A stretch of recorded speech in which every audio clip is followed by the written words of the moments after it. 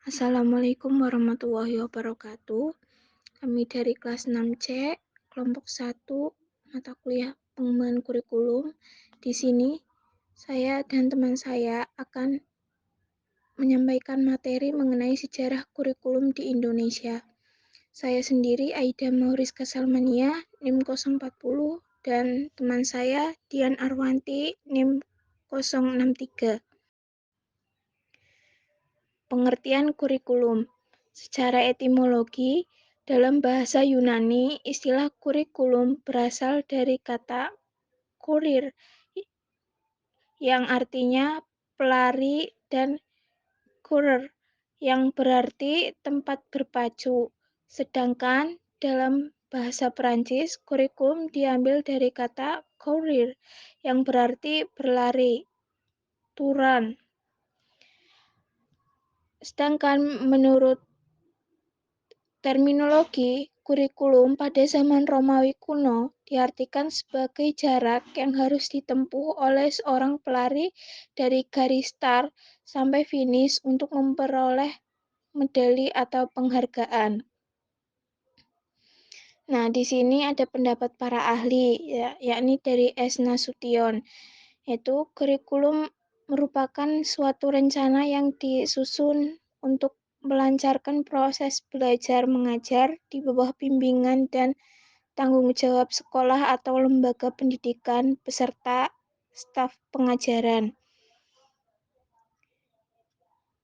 Nah, dalam arti sempit, kurikulum adalah sekumpulan daftar pelajaran beserta rinciannya yang perlu dipelajari oleh pembelajar untuk mencapai suatu tingkat tertentu sesuai dengan tujuan yang telah ditetapkan.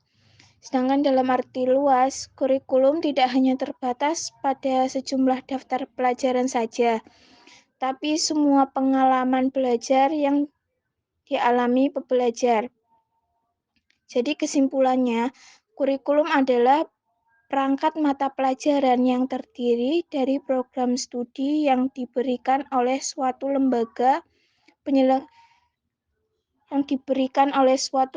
penyelenggara pendidikan, di mana di dalamnya terdapat rancangan pelajaran yang akan didapatkan oleh peserta didik dalam satu periode jenjang pendidikan.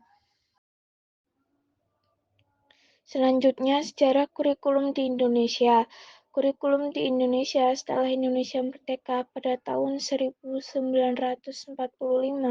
telah mengalami 10 kali perubahan, di antaranya adalah pada tahun 1947, 1952, 1954, 1968, 1975, 1984, 1994, 2004, 2006, dan yang sekarang 2013. Selanjutnya, kurikulum yang pernah berlaku di Indonesia. Yang pertama, kurikulum 1947, yaitu kurikulum pertama yang lahir pada masa kemerdekaan, memakai istilah leerplan dalam bahasa Belanda. Artinya, rencana pelajaran yang lebih populer ketimbang kurikulum bahasa Inggris. Perubahan kisi-kisi pendidikan lebih bersifat politis dari orientasi pendidikan Belanda. Kepentingan nasional, asas pendidikan ditetapkan Pancasila. Rencana pelajaran 1947 baru dilaksanakan sekolah-sekolah pada tahun 1950 yang memuat dua hal pokok, daftar mata pelajaran dan jam pengajarannya, plus garis-garis besar pengajaran mengutamakan pendidikan watak, kesadaran bernegara dan bermasyarakat. Materi pelajaran dihubungkan dengan kejadian sehari-hari, perhatian terhadap kesenian dan pendidikan jasmani. Yang kedua yaitu kurikulum 1952, yaitu kurikulum 1952 ini merupakan pengembangan dari kurikulum 1947. Kurikulum ini lebih merinci setiap mata pelajaran. Karena itu, kurikulum 1952 lebih dikenal sebagai rencana pelajaran terurai 1952. Isi kurikulum 1952 merupakan penjabaran arah dan tujuan pendidikan sekolah menengah dan tujuan kurikulum. Tujuan pendidikan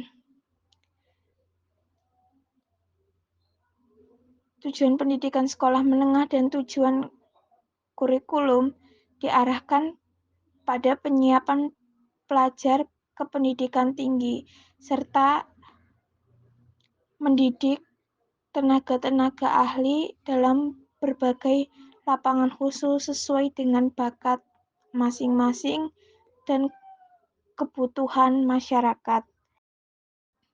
Yang ketiga, kurikulum 1964.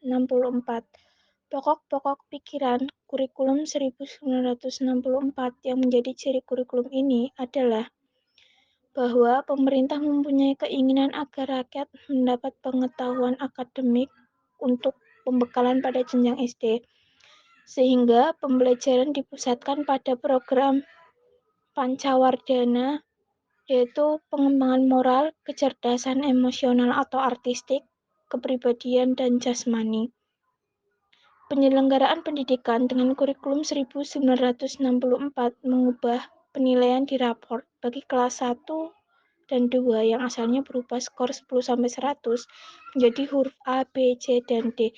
Sedangkan bagi kelas 3 hingga kelas 6 tetap menggunakan skor 10-100. Kurikulum 1964 bersifat separate subject kurikulum yang memisahkan mata pelajaran berdasarkan 5 kelompok bidang studi atau Pancawardhana. Yang keempat, kurikulum 1968. Kurikulum ini merupakan suatu peralihan menuju integritas kurikulum yang bertujuan membentuk manusia Pancasila sejati berdasarkan ketentuan-ketentuan yang berpedoman pada pembukaan Undang-Undang Dasar 1945 dan isi Undang-Undang Dasar 1945.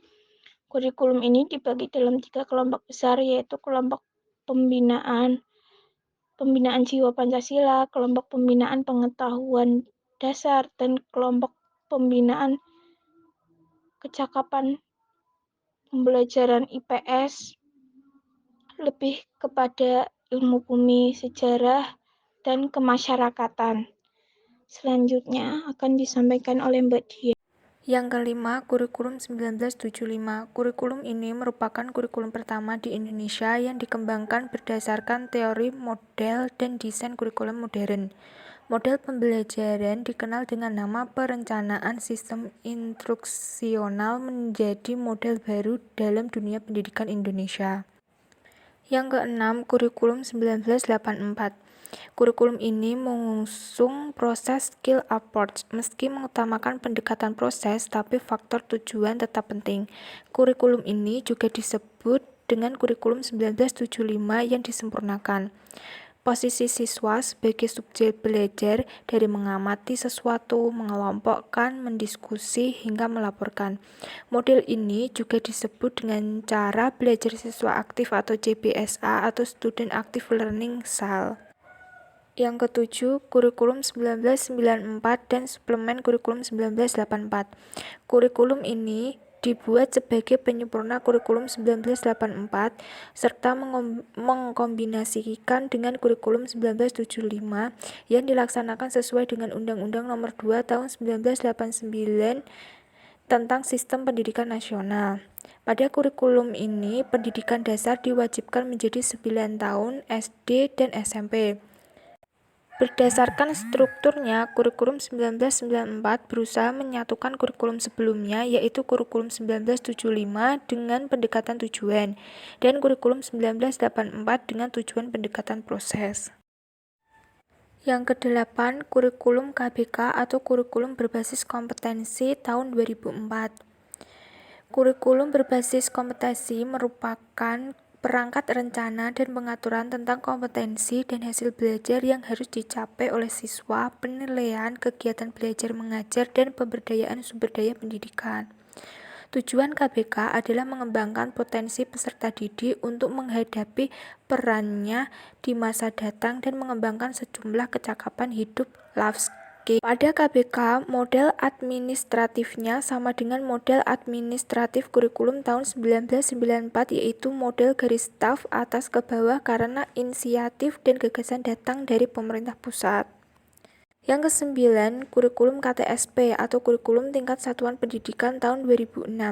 Dalam Standar Nasional Pendidikan SNP pasal 1 ayat 15 dikemukakan bahwa kurikulum tingkat satuan pendidikan adalah kurikulum operasional yang disusun dan dilaksanakan oleh masing-masing satuan pendidikan. KTSP merupakan strategi pengembangan kurikulum untuk mewujudkan sekolah yang efektif, produktif, dan berprestasi. Dalam KTSP, pengembangan kurikulum dilakukan oleh guru, kepala sekolah, serta komite sekolah Dewan Pendidikan. Yang ke-10, kurikulum 2013 merupakan kurikulum berbasis kompetensi yang pernah digagas dan rintisan kurikulum berbasis kompetensi KBK 2004, tapi belum terselesaikan karena desakan untuk segera mengimplementasikan kurikulum tingkat satuan pendidikan KTSP 2006. Penataan kurikulum pada kurikulum 2013 dilakukan sebagai amanah dari UU Nomor 20 Tahun 2003 tentang Pendidikan Nasional dan Peraturan Presiden Nomor 5 Tahun 2010 tentang Rencana Pembangunan Jangka Menengah Nasional. Kurikulum ini dikembangkan untuk meningkatkan capaian pendidikan dengan dua strategi utama, yaitu peningkatan efektivitas pembelajaran pada satuan pendidikan dan penambahan waktu pembelajaran di sekolah. Efektivitas pembelajaran dicapai melalui 3 tahap, yaitu efektivitas interaksi, efektivitas pemahaman, dan efektivitas penyerapan. Selanjutnya ada kesimpulan. Yang pertama, kurikulum adalah perangkat mata pelajaran yang terdiri dari program studi yang diberikan oleh satu lembaga penyelenggara pendidikan di mana di dalamnya terdapat rencana pembelajaran yang akan didapat oleh peserta didik dalam satu periode jenjang pendidikan. Yang kedua, kurikulum di Indonesia setelah Indonesia merdeka pada tahun 1945 telah mengalami 10 kali perubahan.